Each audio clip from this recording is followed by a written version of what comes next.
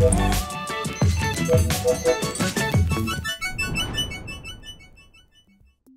Show शुरू करने से पहले मुझे आपको कुछ बताना है, एक ज़रूरी बात करनी है। अभी तक आप लल्लन टॉप पर सेहत देखते आए हैं, पर अब आप हमारी सेहत फैमिली का हिस्सा बन सकते हैं। हम अपनी टीम एक्सपैंड कर रहे हैं, जिसके लिए हमें ज़रूरत है ऐसे लोगों की जो हेल्थ और हेल्थ से जुड़े मुद्दों में इंटरेस्ट रखते हैं। ज़रूरी नहीं है कि आपको कोई बहुत लंबा चौड़ा एक्सपीरियंस ही हो, पर हाँ, इस बीट के लिए पैशन होना ज़रूरी है। अच्छा और साफ लिख सके, इंग्लिश हिंदी दोनों पे पकड़ हो, मज़ेदार रिसर्च कर सके और धांसू आइडियाज़ दे सके। जो भी लोग हमारे साथ जुड़ना चाहते हैं वो अपना CV हमें भेजें sehat.lallantop@gmail.com पर। अब शुरू करते हैं आज का एपिसोड। सूर्या को मई के महीने में कोविड हुआ था और उसके बाद अचानक उनके पेट में दर्द शुरू हो गया। पहले उन्हें लगा कि गैस होगी, उन्होंने एसिडिटी की दवा ली, पर दर्द नहीं गया। 2-3 दिन के अंदर दर्द और ज़्यादा बढ़ गया और ये दर्द पेट के ऊपरी हिस्से में हो रहा था और पीठ तक जा रहा था। इसके साथ उनको बुखार भी आ गया, उल्टियाँ शुरू हो गई। सूर्या ये सोचकर डॉक्टर के पास गए थे कि उनको शायद फूड पॉइजनिंग हो गई है, पर जब जांच हुई तो मामला कुछ और ही निकला। उन्हें हुआ था पैनक्रियाटाइटिस, यानी उनके पैनक्रियास में भयानक सूजन आ गई थी। पैनक्रियास शरीर का वो अंग है जो खाना हजम करने में मदद करते हैं और शुगर कंट्रोल करने में भी इनका हाथ होता है। खैर, वापस आते हैं सूर्या की प्रॉब्लम पर। दरअसल सूर्या पिछले काफ़ी समय से शराब का सेवन कर रहे थे। हालांकि उनके केस में ये दिक्कत कोविड के बाद शुरू हुई, पर डॉक्टर्स का ये भी मानना था कि इस बीमारी के पीछे शराब का बड़ा हाथ था। पैनक्रियाटाइटिस के केसेस हमारे देश में बढ़ रहे हैं, खासतौर पर कोविड-19 के पेशेंट्स में। इसलिए डॉक्टर्स ये सलाह भी दे रहे हैं कि अगर कोविड-19 के पेशेंट्स को पेट में दर्द की समस्या है तो पैनक्रियाटाइटिस की जांच होनी चाहिए। पेट दर्द अपने आप ठीक हो जाएगा, ये सोचकर टालना नहीं चाहिए, क्योंकि आगे और दिक्कत हो सकती है। सूर्या ने हमसे रिक्वेस्ट की है कि हम अपने शो पर पैनक्रियाटाइटिस के बारे में बात करें, तो सीधे चलते हैं मुद्दे पर। डॉक्टर से सबसे पहले जानते हैं कि पैनक्रियाटाइटिस क्या होता है और ये किसको हो सकता है। पैनक्रियास एक ऑर्गन है जो पेट के पीछे होता है। उसका काम है कि खाने का डाइजेशन करे और शुगर का कंट्रोल करे। पैनक्रियास की इन्फ्लेमेशन जब हो जाता है, उसमें सोजिश आ जाती है, उसे पैनक्रियाटाइटिस बोलते हैं।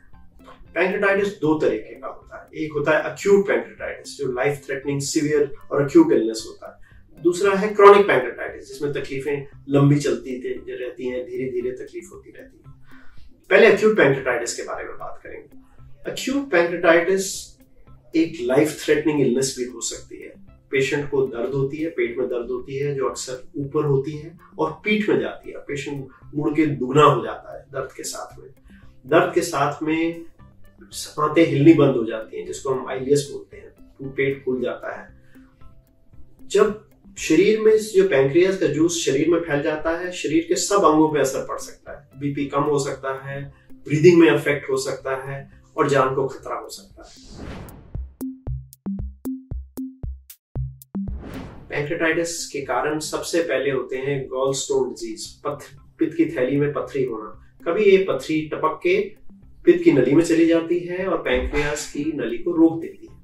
तो पैनक्रियास का जूस जो बाहर नहीं जा पाता, वो पैनक्रियास का अपने आप में पाचन कर लेता है, उससे पैनक्रियाटाइटिस हो जाता है। दूसरा कॉमन कारण है शराब। और शराब एक अजीब चीज है। जब लिवर के बारे में हम बोलते हैं कि ज्यादा शराब पी ली तो पैनक्रियाटाइटिस हो गया, ज्यादा शराब पी ली तो लिवर में खराबी हो गई। पैनक्रियास में जो इन्फ्लेमेशन है वो छोटे अमाउंट ऑफ अल्कोहल, कम शराब पीने की मात्रा से भी हो जाती है। बाकी कारण है लिपिड्स बढ़ना, ट्राइग्लिसराइड्स बढ़ना, कैल्शियम बढ़ना और कई बार कुछ दवाइयां। ये सारी चीजें मिला के पैनक्रियाटाइटिस कर सकती हैं। और कई लोगों में हमें पता भी नहीं होता क्यों पैनक्रियाटाइटिस हो जाता है। कई बार कीड़ों से, वर्म से भी पैनक्रियाटाइटिस हो जाता है। इलाज करने के लिए सबसे पहले तो पेशेंट के ऑर्गन्स को संभालना है। अगर बीपी कम है तो उसको ऊपर करना है, फ्लूइड्स देने हैं। अगर ब्रीदिंग अफेक्ट हो रही है तो ब्रीदिंग को सपोर्ट देना है। और अगर इन्फेक्शन का डर लगता है तो एंटीबायोटिक देनी है। साथ में अगर पित्त की नली में पथरी हो तो वो पथरी को एंडोस्कोपी से निकालना है, जिसको हम ERCP बोलते हैं, और ताकि फिर से और रुकावट ना हो पैनक्रियास के जूस को। Acute pancreatitis usually self limiting होता है। जब हम अक्यूट फेज से पेशेंट को निकाल देते हैं तो आगे लंबे तरीके में सिम्टम नहीं होने चाहिए। उसके कंपैरिजन में जब क्रॉनिक पैनक्रियाटाइटिस होता है, उसमें पेशेंट को बार बार लंबी दर्द होती रहती है। कभी दर्द हुई फिर ठीक हो गई। इनको साथ में डायबिटीज भी हो जाती है और और खाने का पाचन करने में पैंक्रियास का जूस जब नहीं आ रहा होता है तो उनको डायरिया या स्टीएटोरिया होता है। उसमें जो स्टूल्स होते हैं, जो लैट्रिन होती है, ऑयली हो जाती है, जिसमें तेल जैसे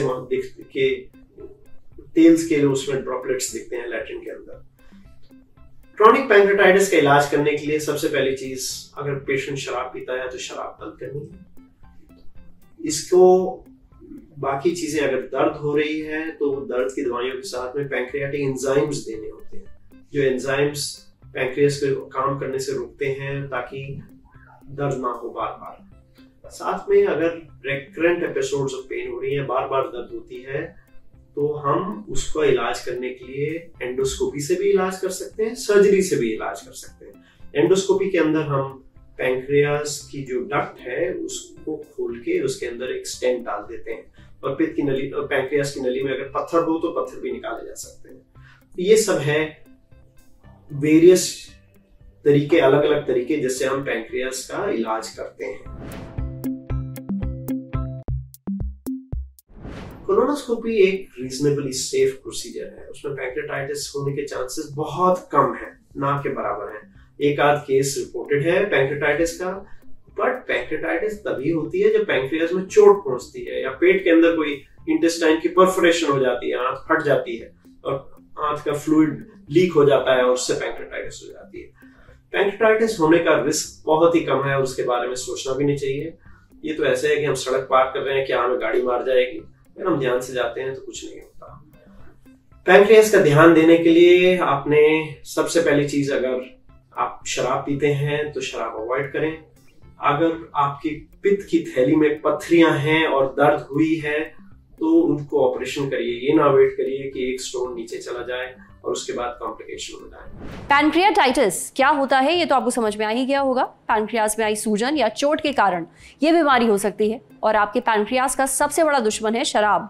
वैसे डॉक्टर साहब ने जो लक्षण बताए हैं उन पर गौर करिएगा, क्योंकि कुछ केसेस में सर्जरी करवाने की जरूरत पड़ती है और इसके इलाज में देर हरगिज नहीं करनी चाहिए, इसलिए ध्यान रखिए। अब बढ़ते हैं सेहत के अगले सेगमेंट की तरफ, तन की बात। जानिए एक्सरसाइज करने के बावजूद आपका बेली फैट क्यों नहीं घट रहा है। अगर तमाम एक्सरसाइज करने के बाद भी आपके पेट से चर्बी नहीं घट रही है तो इसके पीछे कुछ वजह हैं।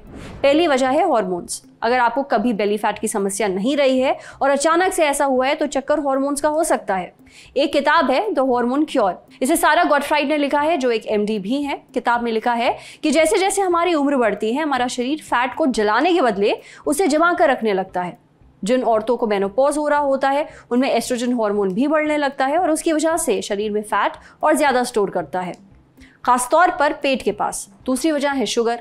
अमेरिका में एक बहुत ही फेमस जर्नल छपती है the American journal of clinical nutrition. उसके मुताबिक हमारे शरीर में इंसुलिन नाम का हार्मोन बनता है और यही ब्लड शुगर को भी कंट्रोल करता है। पर जब यही हार्मोन सही तरह से काम नहीं करता है तो प्रॉब्लम शुरू हो जाती है और इसका असर पड़ता है लेप्टिन पर। लेप्टिन भी एक तरह का हार्मोन होता है और इसका काम होता है शरीर को सिग्नल देना जब आपका पेट भर जाए। अब सोचिए, अगर ये सिग्नल खराब हो जाए तो आपको पता भी नहीं चलेगा कि आपका पेट कब भर गया और आपको कब रुकना है और आप खाते जाएंगे। तीसरी वजह है स्ट्रेस।